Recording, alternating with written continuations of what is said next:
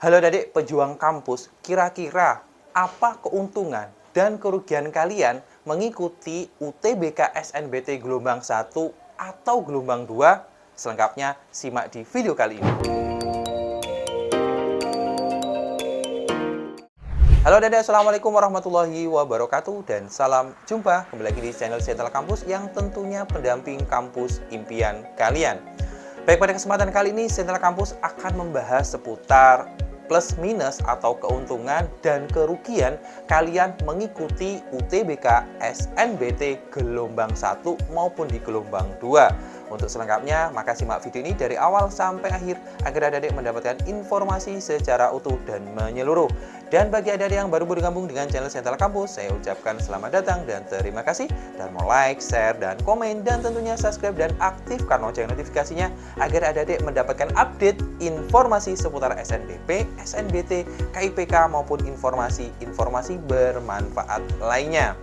Baik, langsung saja saya informasikan seputar keuntungan dan kerugian kalau kalian mengikuti UTBK SNBT gelombang 1 maupun di gelombang 2. Nah, teman-teman pejuang kampus khususnya subscriber dari Sentral Kampus dan siswa-siswi kelas 12 maupun gap year di seluruh Indonesia, kita tahu bahwa pendaftaran UTBK SNBT sudah dimulai di tanggal 23 Maret sampai nanti di tanggal 14 April 2023. Jadi bagi adik-adik yang saat ini belum mengerti jadwalnya, silahkan mendaftar di tanggal tersebut.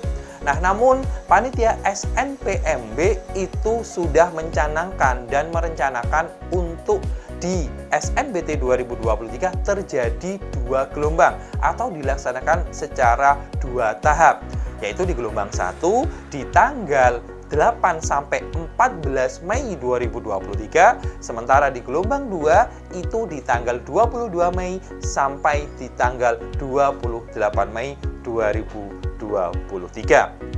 Nah, kemudian apa sih keunggulan atau keistimewaannya, bahkan kekurangannya mengikuti gelombang 1 maupun gelombang 2 ya teman-teman.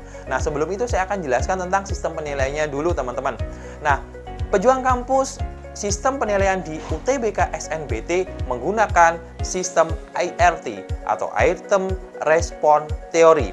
Nah, sistem penilaian ini sudah diterapkan oleh panitia SNPMB sejak tahun 2018, yaitu penilaian berdasarkan tingkat kesulitan soal.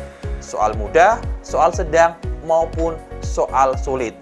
Kemudian IRT ini tidak mengenal sistem minus. Jadi kalau diisi dapat nilainya, kalau dikosongin nilainya 0. Tidak seperti penilaian-penilaian SNBT di tahun-tahun sebelumnya.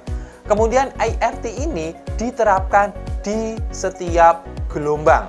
Jadi rekapitulasinya, kategori soal mudah, kategori soal sedang, maupun kategori soal susah itu diterapkan di masing-masing gelombang, gelombang 1 dan gelombang 2.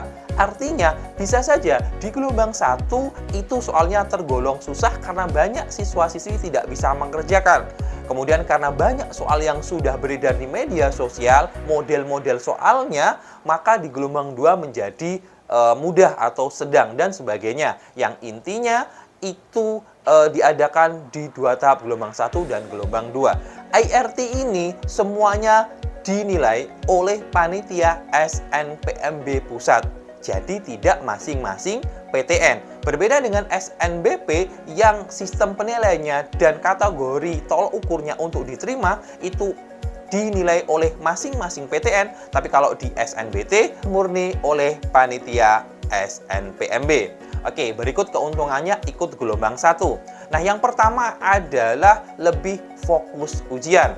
Nah, untuk yang ikut di gelombang 1 tidak perlu kalian itu takut, karena biasanya yang ikut gelombang 1 anak-anak yang memang bisa lebih fokus ujian, tidak memikirkan bocoran-bocoran nanti di gelombang 2, ataupun kalian tidak memikirkan mental kalian, karena di gelombang 1 biasanya lebih termotivasi karena ujiannya lebih dahulu.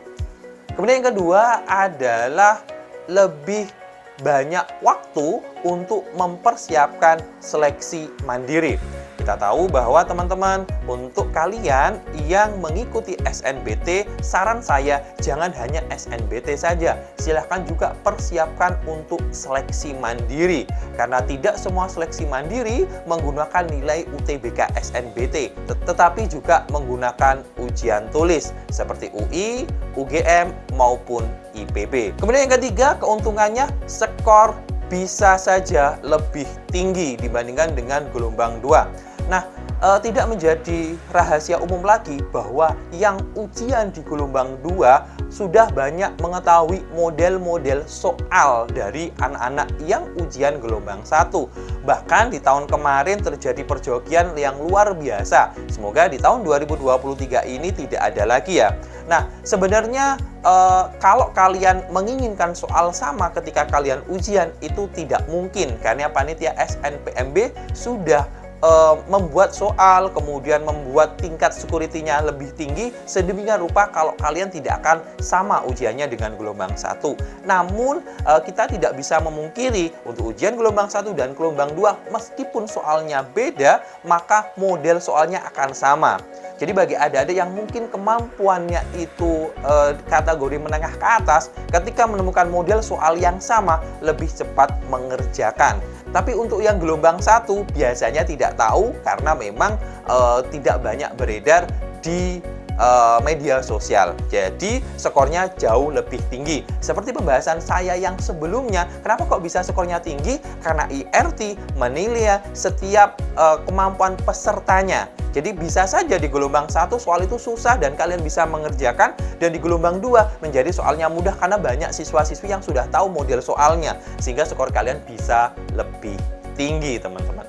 Nah, yang kedua adalah keuntungan kalian mengikuti UTBK SNBT di gelombang 2. Yang pertama adalah lebih banyak waktu belajar. Nah, mungkin banyak dari kalian di UTBK ini mempersiapkannya itu ekstafet atau mempersiapkannya itu secara singkat, baru beberapa bulan ini kepikiran ikut SNBT. Sehingga apalagi kalau sekarang itu ujiannya hanya TPS yang mayoritas soal-soalnya tidak diajarkan di sekolah. Bagi teman-teman yang bimbel mungkin tidak akan menjadi masalah. Bagi teman-teman yang ada di pelosok dan tidak bimbel biasanya akan kesulitan. Maka gelombang 2 menjadi pilihan yang menurut saya lebih baik dibandingkan gelombang 1 karena ada durasi waktu kurang dari 1 bulan, masih ada sekitar 20-an hari untuk persiapan UTBK SNBT di gelombang 2. Kemudian yang kedua, keuntungannya adalah lebih siap mental. Nah, biasanya teman-teman mungkin di gelombang 2 itu karena waktunya lebih panjang, sudah sering-sering ikut tryout, berarti mentalnya jauh lebih siap. Karena mungkin sudah tahu, oh atmosfernya seperti ini. Kalau misalnya di Universitas A, ujiannya di ruangan yang ber-AC, saya alternatifnya bagaimana? Dan sudah tahu biasanya ruangan lab komputer 1, lab komputer 2 di PTN-PTN yang kalian ujikan. Berbeda dengan gelombang 1 yang biasanya itu lebih nervous di awal karena tidak tahu tempatnya, mungkin tidak ada temennya dan sebagainya.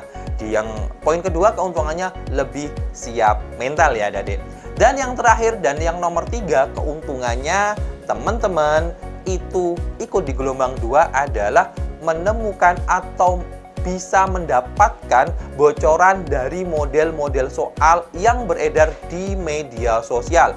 Nah, seperti tahun-tahun sebelumnya di media sosial ternyata banyak yang membocorkan. Saya tidak tahu ini apa tujuannya dari siswa-siswi yang ikut gelombang 1. Namun menurut saya ini hal yang sangat mencengangkan dan sangat merugikan bagi peserta itu sendiri. Tapi setiap tahun tetap masih ada bocoran-bocoran tersebut. Bisa difoto, bisa direkam dan sebagainya. Kemudian ini juga tidak ada tindakan serius dari panitia SNPMB. Maka setiap tahun prediksi saya bocoran-bocoran itu akan selalu muncul meskipun tidak 100%. Jadi di gelombang 2 rezeki kalian mendapatkan beberapa soal-soal di gelombang 1 karena banyak sekali informasi di media sosial. Nah, dari 2 gelombang tersebut kerugiannya apa teman-teman? Nah, kalau kerugian yang paling umum adalah kalau kalian tidak siap. kalau kalian menyiapkannya itu biasa-biasa aja, karena efeknya kalian skornya kecil. Kalau skor kalian itu kecil, maka potensi diterimanya juga kecil, bahkan untuk diseleksi mandiri.